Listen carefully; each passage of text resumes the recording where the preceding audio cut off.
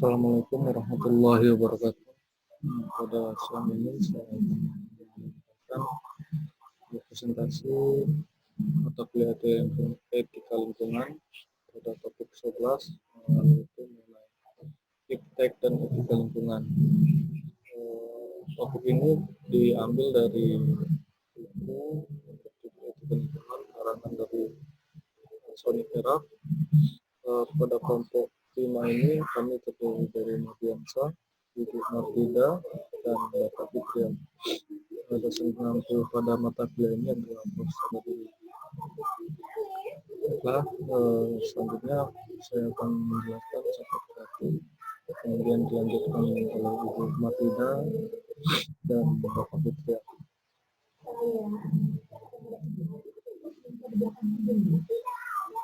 Menurut Senekeraf dalam buku etika lingkungan terbitan oleh resmi dan Nusantara Jakarta, bahwa lingkungan hidup merupakan tanggung jawab semua penduduk di bumi. Tetapi mengapa tidak? Masih banyak pihak tertentu yang mengabaikan bahkan merusak alam. Berbagai kasus pencemaran dan kerusakan laut, hutan dan atmosfer, air, tanah terus bertambah. Ini merupakan perilaku manusia yang tidak bertanggung jawab. Karena manusia adalah penyebab kerusakan menghadapi muka bumi dan pencemaran lingkungan. Pada dasarnya lingkungan hidup bukan semata soal teknis, tapi praktiknya perlu didasarkan oleh etika, moralitas untuk mengatasi. Itulah perlu dipelajarinya etika lingkungan hidup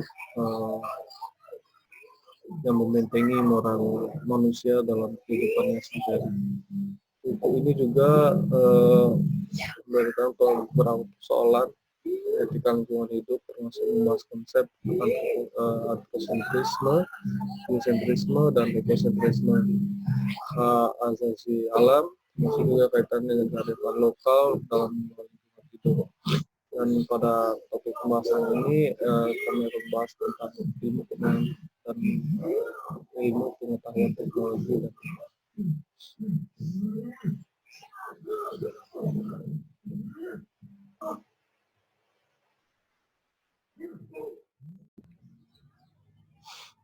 baiklah, selanjutnya saya akan menjelaskan apa itu ilmu pengetahuan dan teknologi mengenai lingkungan hidup.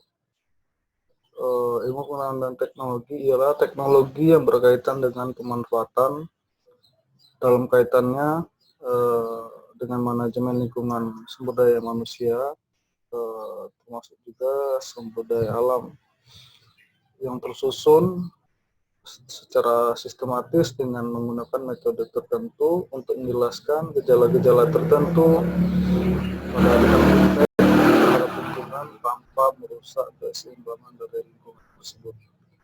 Upaya pelestarian lingkungan tidak hanya diperlukan saat pembukaan lahan ataupun penggunaan tanah, juga selama kegiatan pembudidayaan sampai dengan pengolahan hasil. Pelestarian lingkungan pada suatu tahapan produksi perlu menjadi tekad masyarakat, terutama dari pelaku usaha ataupun pemerintah, terlebih dalam menghadapi semakin menyaringnya tuntutan terhadap green production atau produksi hijau. Selain itu, tekad masyarakat melestarikan lingkungan dapat juga menjadi perisai terhadap kecaman terhadap kerusakan lingkungan, perkebunan, pertanian, ataupun pertambangan. Ini lebih mengedepankan kearifan lokal yang ada di masyarakat. Selain itu, ada beberapa kegiatan dari ilmu pengetahuan dan teknologi khususnya di lingkungan hidup, yaitu seperti pengolahan sampah. Bagaimana yang pertama itu pengolahan sampah terbukti upaya untuk menjaga keseimbangan, menciptakan juga sampah ini untuk mengurangi wabah baru ataupun sejumlah dampak terhadap kesehatan bagi manusia. Yang kedua, pengolahan limbah. Teknologi pengolahan air limbah adalah salah satu kunci dalam memelihara kesehatan dari lingkungan. Kemudian ada konservasi lingkungan. Yang ketiga yaitu program konservasi lingkungan dan kerjasama dalam menghasilkan suatu pembangunan yang ramah lingkungan serta memperhatikan pada pembangunan ekonomi yang bersifat berkelanjutan sustainable development dengan memperhatikan kelestarian lingkungan. Dan yang keempat, penggunaan teknologi dan pasar yang dilakukan dalam revolusi hijau memang menghasilkan beberapa produksi pangan dan jumlah besar. Namun terbukti upaya tersebut mengganggu alhamdulillah mengganggu beberapa keseimbangan ekologi, menciptakan wabah baru dan dalam jumlah dampak kesehatan bagi manusia.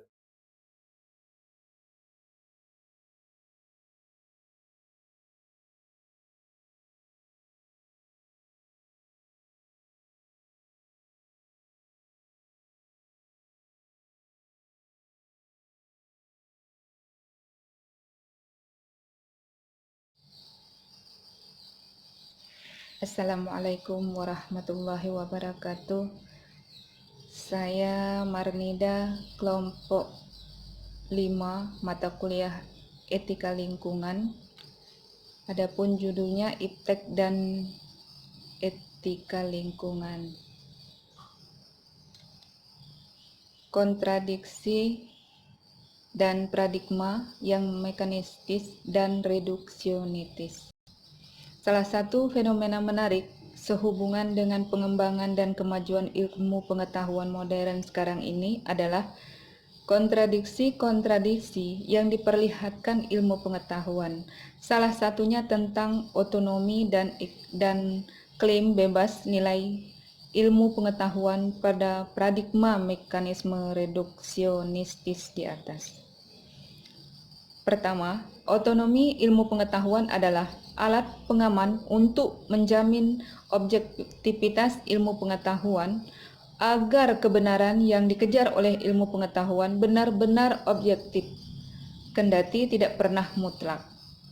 Kedua, tuntutan moral ini lahir dari pengalaman sejarah pengembangan ilmu pengetahuan di mana kebenaran ilmiah dikorbankan demi kebenaran agama dalam moral. Kisah tragis Galileo, Charles Darwin, dan yang lain merupakan contoh tunduknya ilmu pengetahuan terhadap agama dan moralitas. Karena tanggung jawab moralnya, ia harus secara bebas dan sadar menghormati batas tersebut. Batas moral itu adalah dapat tidak berarti boleh. Kontradiksi ilmu pengetahuan pertama, bahwa otonomi ilmu pengetahuan tanpa tanggung jawab moral melahirkan ilmu pengetahuan dan teknologi yang menghancurkan diri sendiri. Kedua, otonomi dimaksudkan untuk menjamin objektivitas kebenaran ilmiah. Ketiga, ilmu pengetahuan mengklaim otonomi dan arena bebas nilai. Ilmu pengetahuan modern semakin dikuasai oleh ekonomi dan politik. Keempat, dengan tunduk dan dikuasai oleh kepentingan ekonomi dan politik, si ilmuwan yang begitu mengagungkan kemampuan akal budi, kemampuan intelektual telah direndahkan harkat dan martabatnya sebagai makhluk ekonomi. Di satu pihak, ilmu pengetahuan diklaim sebagai dikembangkan demi ilmu pengetahuan, demi kebenaran, demi kemajuan intelektual, demi kemajuan kecerdasan manusia. Namun hasil tersebut dikerangkeng dan digenggam secara ketat dalam institusi paten. Artinya, hanya yang mampu membayar yang bisa menggunakan hasil dari penelitian guna untuk kepentingan sebagai ilmu pengetahuan. Terima kasih. Itu saja presentasi dari saya, kelompok 5. Assalamualaikum warahmatullahi wabarakatuh.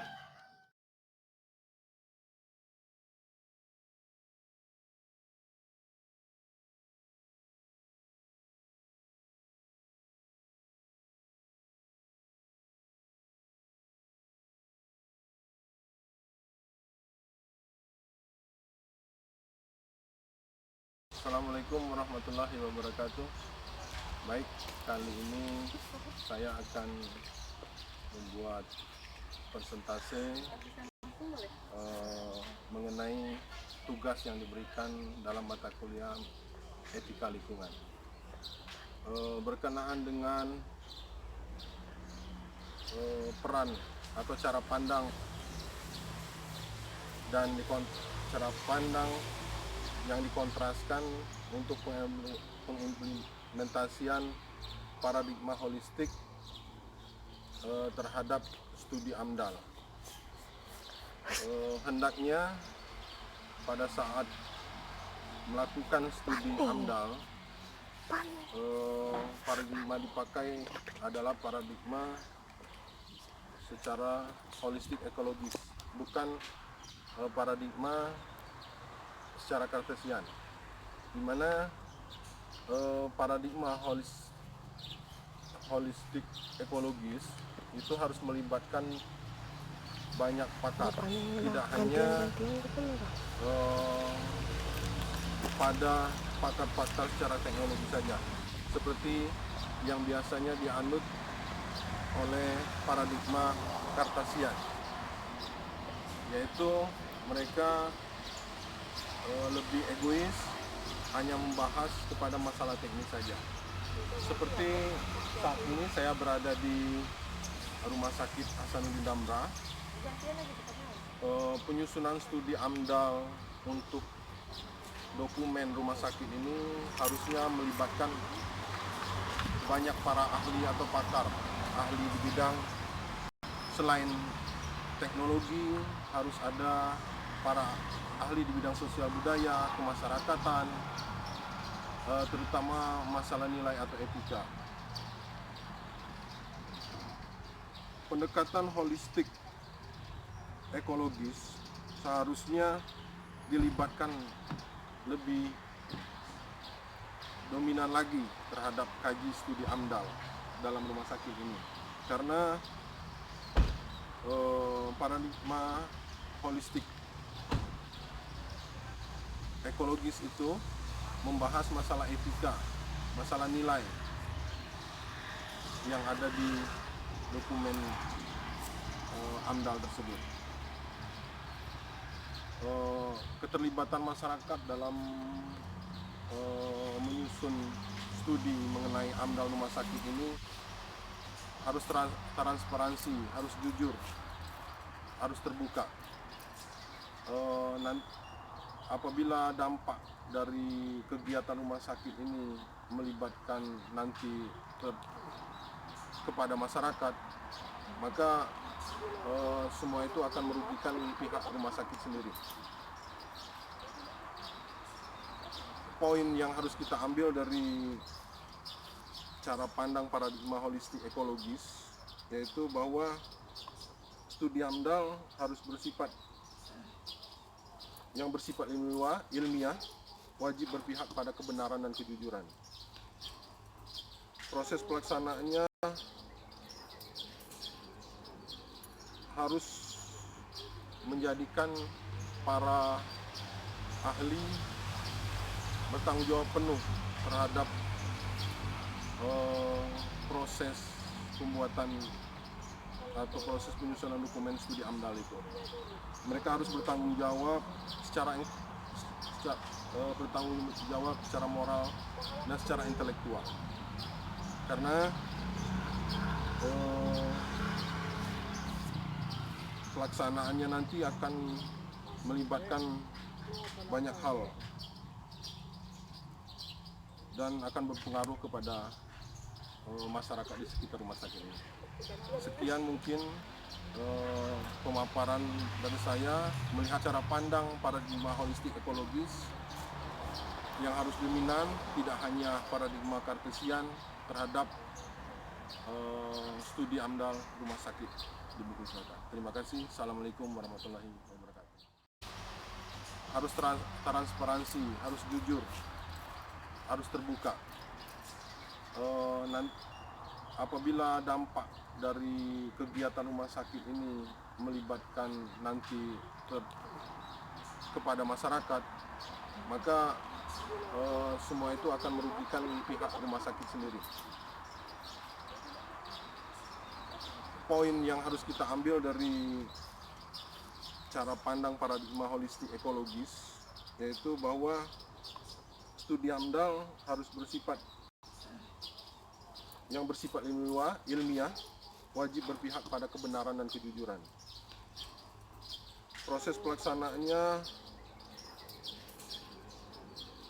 harus menjadikan para ahli bertanggung jawab penuh terhadap proses pembuatan atau proses penyusunan dokumen studi AMDAL itu. Mereka harus bertanggung jawab secara moral dan secara intelektual. Karena pelaksanaannya nanti akan melibatkan banyak hal dan akan berpengaruh kepada masyarakat di sekitar rumah sakit ini. Sekian mungkin pemaparan dari saya melihat cara pandang paradigma holistik ekologis yang harus dominan, tidak hanya paradigma kartesian terhadap studi AMDAL rumah sakit di Bungkul Selatan. Terima kasih. Assalamualaikum warahmatullahi wabarakatuh.